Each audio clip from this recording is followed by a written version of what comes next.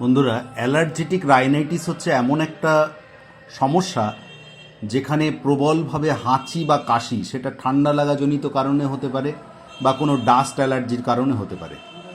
আমি যাকে দেখাচ্ছি তার অনুমতি নিয়েই আমি ভিডিওটা করছি। সেটা হচ্ছে যে ডাস্ট অ্যালার্জি থেকে প্রচণ্ডভাবে অ্যালার্জেটিক রাইনাইটিস ওনার হতো। সেটার কারণে প্রবলভাবে হাঁচি, একবার হাঁচি শুরু হলে সেই হাঁচি আর থামতে চায় না এবং সারাদিন ধরে হাঁচি হতেই থাকে। সারাদিন ধরে এই হাঁচিটা হতেই থাকে এবং সেই সঙ্গে রাত্রেবেলায় শ্বাসকষ্ট হঠাৎ করে এবং কাশি, খুসখুসে কাশি সারাদিন লেগেই ছিল।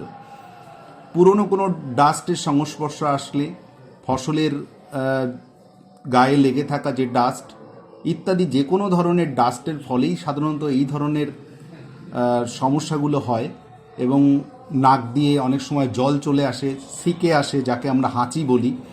এই হাঁচি যখন শুরু হয় তখন উনি সেটা বন্ধ করতে পারেন না, কিন্তু অতি সহজেই হোমিওপ্যাথি দিয়ে আমরা এই রোগ সারাতে পারি।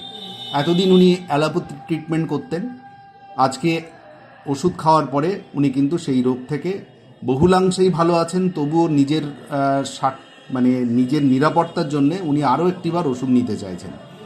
এটাই হচ্ছে হোমিওপ্যাথি। হোমিওপ্যাথি দিয়ে এই অসাধ্য সাধন করা যায়।